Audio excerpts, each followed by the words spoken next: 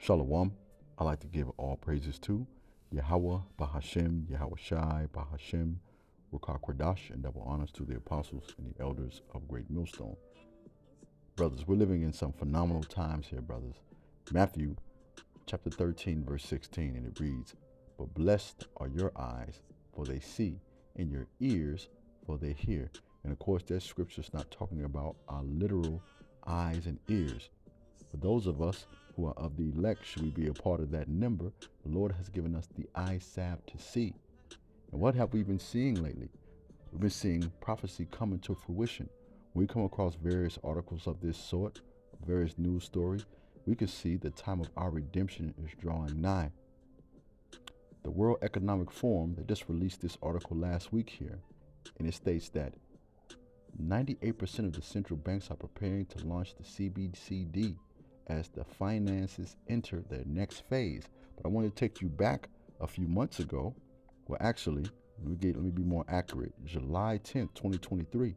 If you brothers can recall this article that was released by the World Economic Forum, it states that the WEF states that the CBDC must be implanted underneath your skin if you want to participate in society. And I'm going to leave a link to this article so you can read it on your own, because as I mentioned many times, we all should be like Bereans at this stage in the game, right? Searching things out to see if they are true. It goes on to state that the WEF has declared that all citizens must be implanted with the CBDC microchip in the near future in order to be able to fully participate in society, to do basic things such as purchase food and water. Jake, man, now let's go back to that article we were just reading. It states that more than 98% of the world's central banks are researching, experimenting, and piloting or deploying central bank digital currencies, according to the World Economic Forum. They're putting it right in your face, Jake. Let me come out of this, right? And if you can recall, within relatively recent news as well, Zimbabwe did the same thing. It states here, Zimbabwe to introduce gold backed by digital currency to tackle inflation. You see this? This is pervasive here. And essentially, the whole world is going to operate under this new way of commerce, if you will. Because remember, as I like to state, prophecy has a 100% success rate. Listen to what this states here. Zimbabweans have 21 days to convert their old cash into new money, according to the new central bank. Man, you see, and we're going to be put under that same pressure, if you will. Ecclesiasticus chapter 5 verse 15 tells us, "Be not ignorant of anything in a great matter or small, because isn't this beast going to cause all, both small and great, to receive this mandatory MOTB in order to function under the New World Order?" Absolutely. Absolutely. Let's come out of this. Something I wanted to do was also tie in other articles that pertain to this particular lesson, right? Consider this. China has already transitioned back in 2023.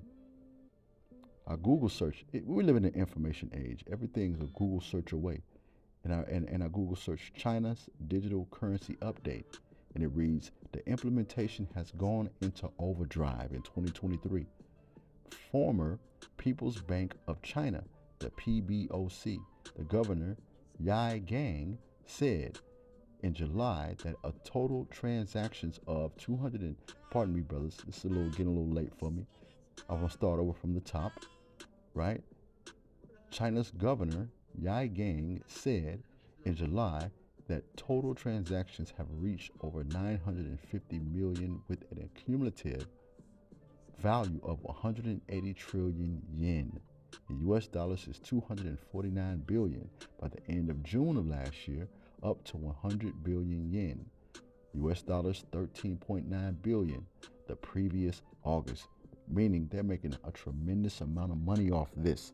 So why wouldn't they fully convert over? Let's grab this article here. It states that, let me scroll down a bit. It states that a total of 130 countries representing 98% of the globe economy are now exploring digital versions of their currencies, with almost half in advanced development. See, Jake, you busy bullshitting, man. The devil is moving the needle. Pilot or launch stages. A closely followed study shows the research by the U.S. based Atlantic Council think tank published on Wednesday said significant progress over the past 6 months meant that all G20 countries, with the exception of Argentina, were now in one of those advanced phases. See, this thing is advancing, it's moving forward. And in case you were unawares of what are the G20 countries and all continents, it states here the members of the G20 are Argentina, Australia, Brazil, Canada, China, France, Germany, India, Indonesia, Italy, Japan, Republic of Korea, Mexico, Russia, Saudi Arabia, South Africa, Turkey, the United Kingdom, the United States, the African Union, and the European Union as well, Jake. This is going to be global. This is going to be the way of life, man. Like I said, I'm going to leave a link in the comment section so you can read these articles for yourself, man. All right, brothers? Just sharing some information here. Shalom.